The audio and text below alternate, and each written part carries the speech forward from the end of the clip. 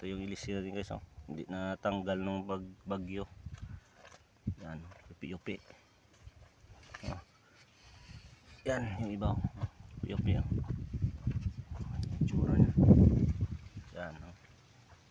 So ayusin to, i-flat natin ulit to, tapos bibuild upan to para medyo kumapal-kapal yung dulo niya. Tapos pa-build up din tayo ng isang ilisi doon kasi 36 na to, may 38 inches kami na isa doon.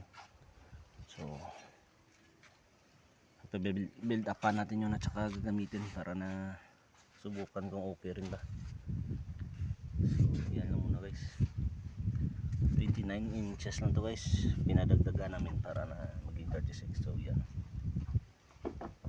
ayos. So yan lang muna guys.